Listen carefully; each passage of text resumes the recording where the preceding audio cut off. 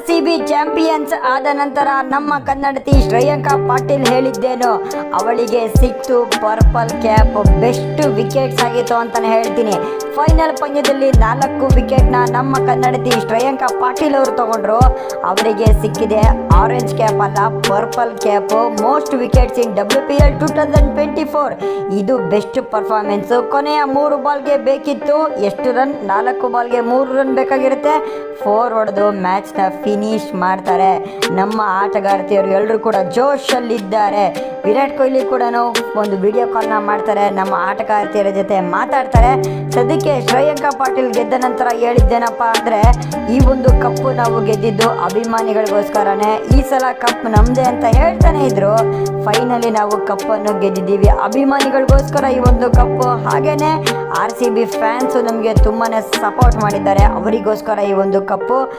March 19ನೇ ತಾರೀಕು RCB unbox event ಇದೆ, ಅದರಲ್ಲಿ ಈ ಒಂದು ಕಪ್ ಇರುತ್ತೆ. ವಿರಾಟ್ ಕೊಹ್ಲಿ ಕೂಡ ನಮಗೆ ವಿಡಿಯೋ ಕಾಲ್ ಮಾಡಿದ್ರು ಅಂತ ಕೂಡ ಹೇಳಿಕೆ ಕೊಟ್ಟಿದ್ದಾರೆ. RCB ತಂಡ ಕೊನೆಗೂ ಫೈನಲಿ ಒಂದು ಕಪ್ಪನ್ನು ಗೆದ್ದಿದೆ. ಅದು ಮೆನ್ಸಿಂದ ಗೆಲ್ಲಬೇಕು. ಈ ವರ್ಷ ಮೆನ್ಸು ಕೂಡ ಗೆದ್ದರೆ RCB ತಂಡದ ಒಂದು ರೇಟು ಡಬಲ್ ಅಲ್ಲ ತ್ರಿಬಲ್ ಆಗಿಬಿಡುತ್ತೆ ಅಂತ ಹೇಳ್ತೀನಿ.